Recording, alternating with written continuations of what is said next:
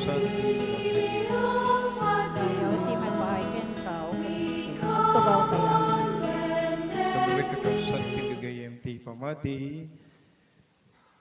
Nagpinda sa po iti Evangelio tatang Domingo, kindagiti na ibasa. Balbaliwan na po iti kapanunutan tayo. Karunaan ta pudno iti Diyos. Ti kinasiyasino na.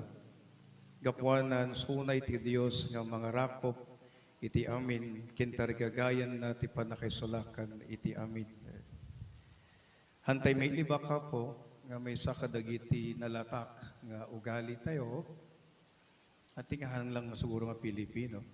But this is universally experience nga ti umunang panaki pulapol pero panakipaglangin-langin tayo iti mesa ken mesa no agdadamo tayo pay apo hantay nga gaam mo ket adan iti umuna nga panakaawat tayo ken adda iti hantay apo nga maliklikan nga adan iti kasla we have this prejudgment or what we call prejudices to one another.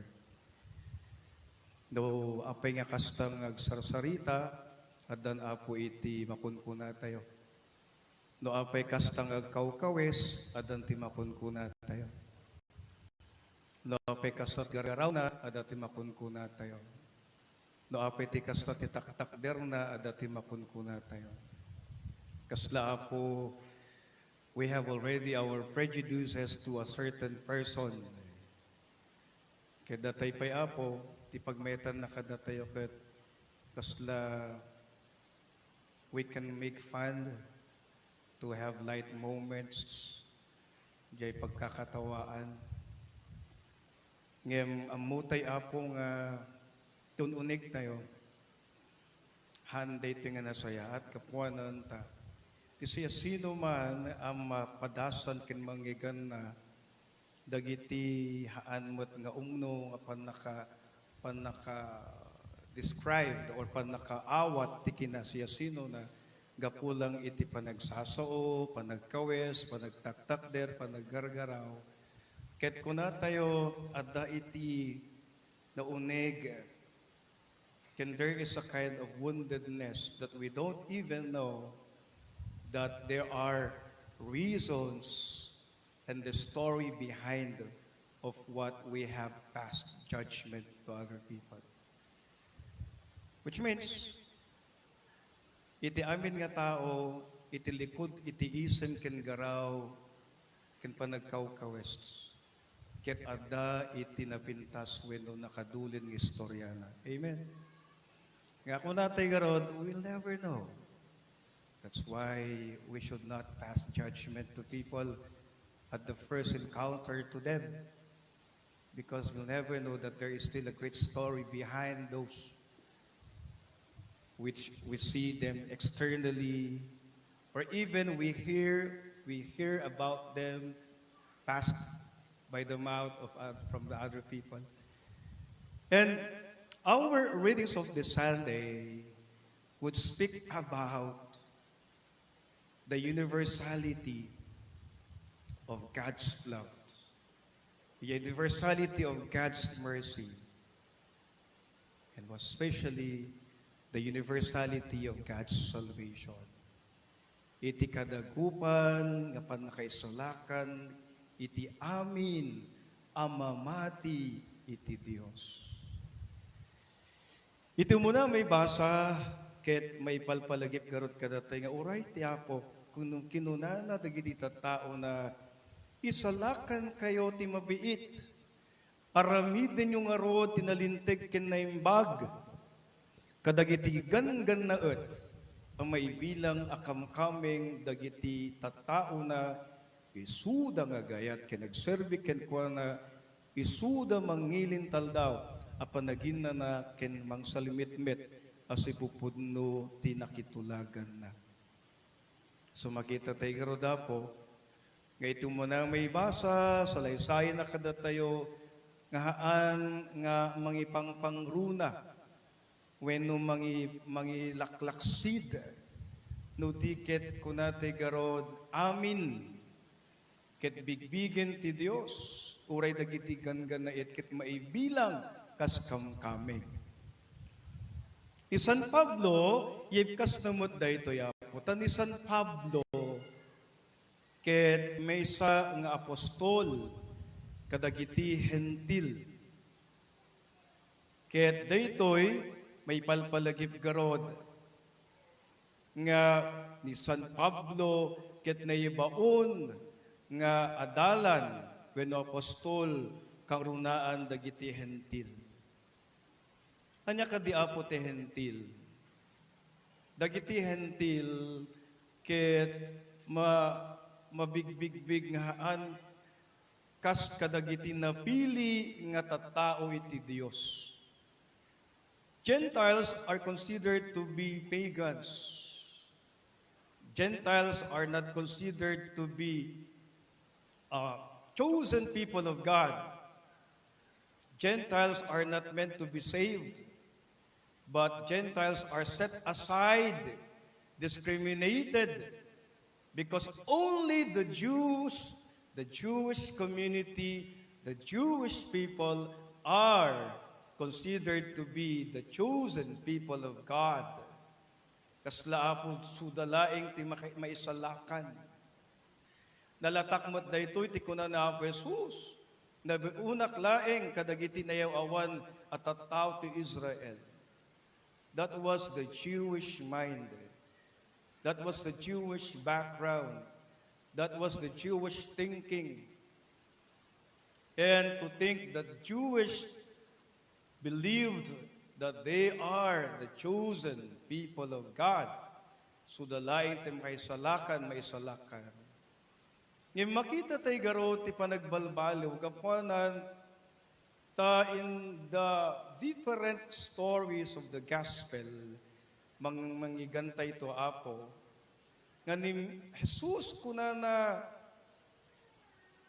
I have come to save everyone. For God so loved the world that He gave His only Son, that whoever believes in Him may not perish, but will have eternal life. That was our universal salvation. Iti amin amamati ti Dios ket may salakan. Ngarod laksi din na kada tayo, nga haan laeng ti panakisalakan tayo ket makita ti panakaimembro tayo iti mesa nga relihiyon, sekta, wenno pamati. But our salvation is in fact personal. But of course, our membership to the church will guarantee initially, but does not actually say that once we are member of our church by the virtue of our baptism, then we can only be saved.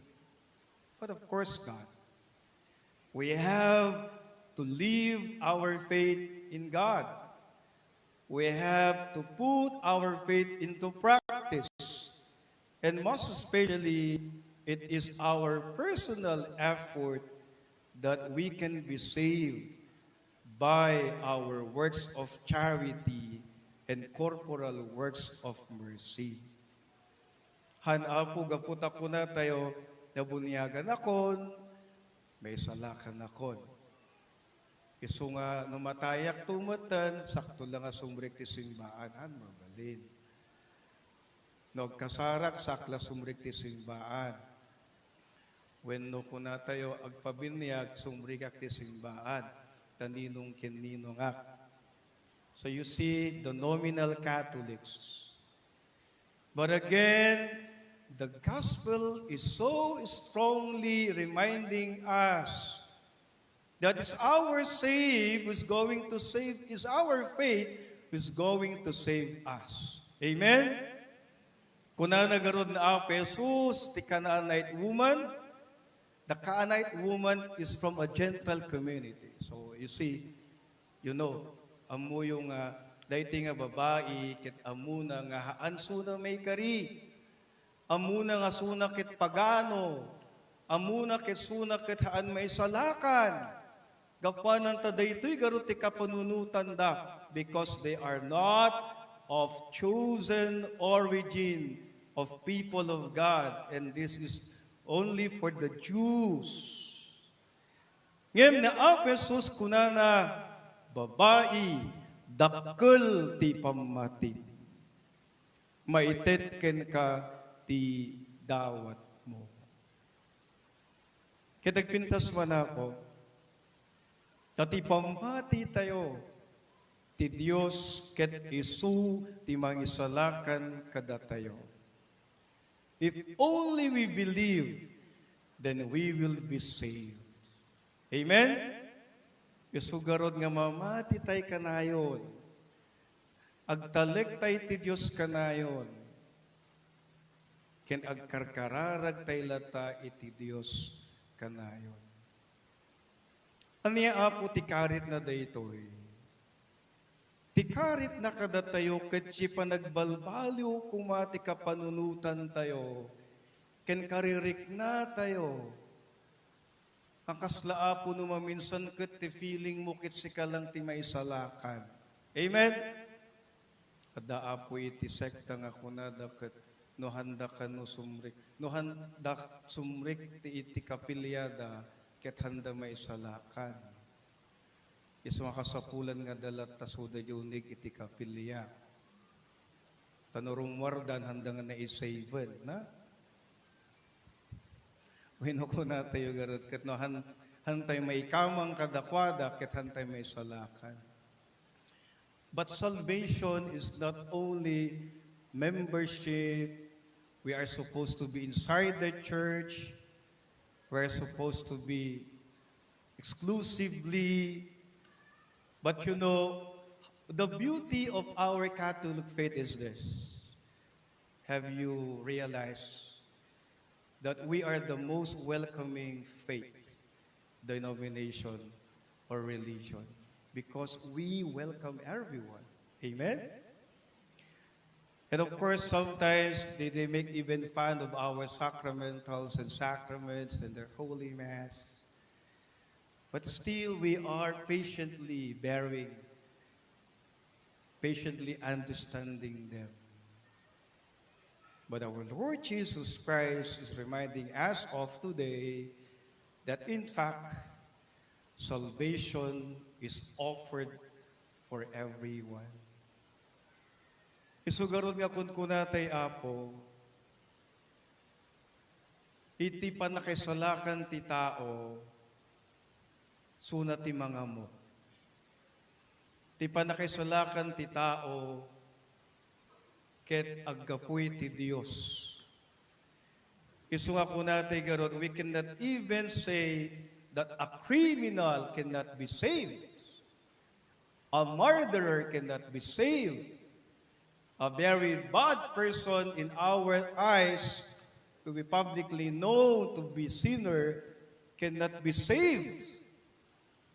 Because salvation is all about the genuine faith that everyone has.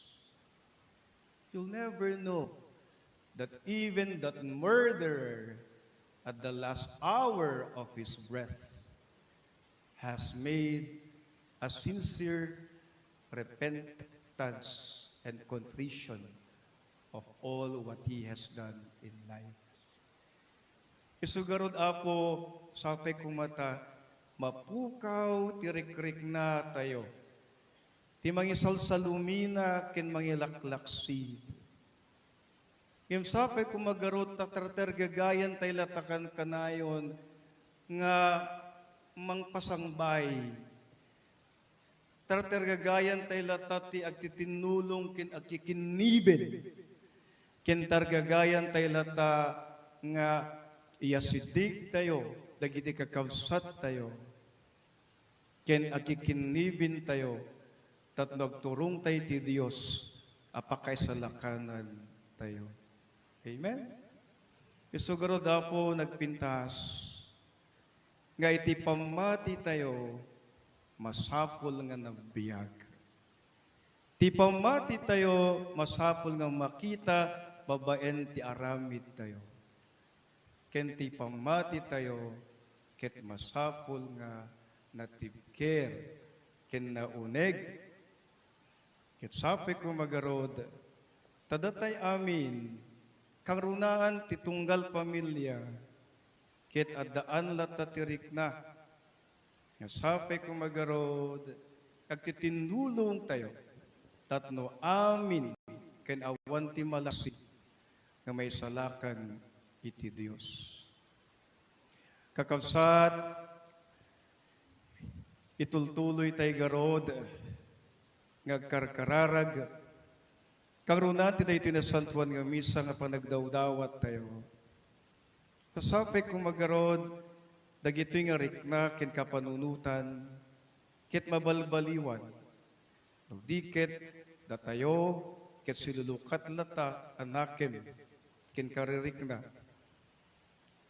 Amang bayabay, ken kastamot mga isideg, titat tao, ngagturong kinagbalin nga asideg iti Dios. Kakabsat,